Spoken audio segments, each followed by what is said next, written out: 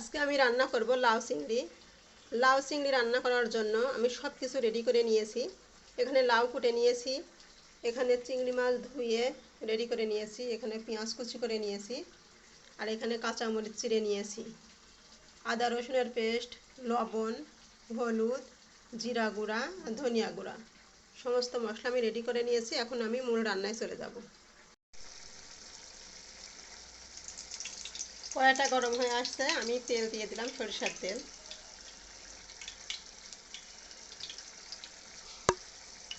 দিয়ে দিলাম পেঁয়াজ কুচি,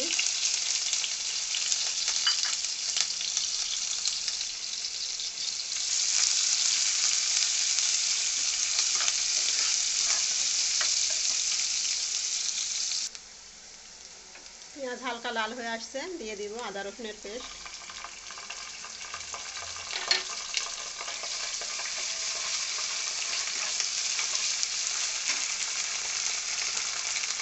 দিয়ে দিলাম হলুদের গুঁড়া,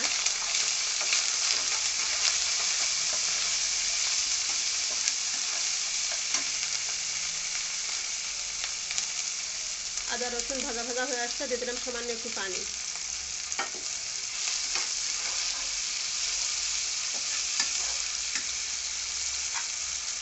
দিয়ে দিলাম ধনিয়া গুঁড়া, জিরা গুঁড়া, লবণ।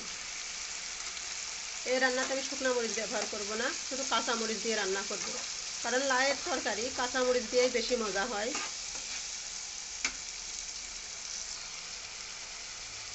দিয়ে দিলাম কাঁচা মরিচ,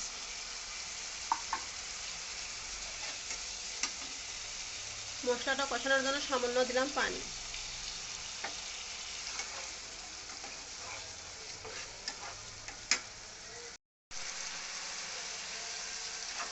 আমার মশলাটা কষানো হয়ে গেছে, এবার দিয়ে দিলাম চিংড়ি মাছ।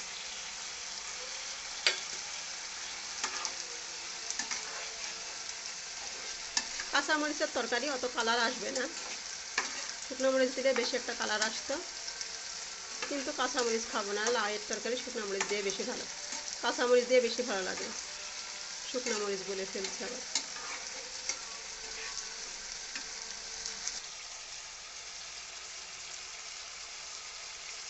আমার মশলাটা কষানো হয়ে গেছে, তেল উপরে উঠে আসছে, এবার দিয়ে দিলাম লাউ,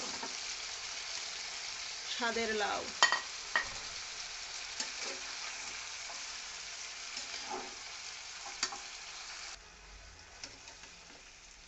আমি এই যে নেড়ে ছেড়ে একটু ঢাকনা দিয়ে ঢেকে দেবো। লাউ তো নরম সবজি, হতে বেশি একটা সময় লাগবে না। ঢেকে দিলাম, ঢাকনাটা তুলে একটু নাড়াচাড়া করে দিই। অনেকটা পানি উঠে আসছে, কারণ লাউ দিয়ে তো অনেক পানি বের হয়, লাউ রান্না করতে পানি লাগে না।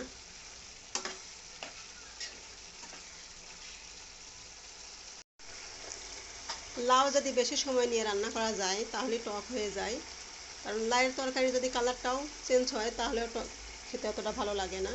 আমি ধনিয়া পাতাটা দিয়ে দিলাম, এই ধনিয়া পাতাটা আমি ফ্রিজে রেখেছিলাম, সেটাই দিয়ে দিলাম।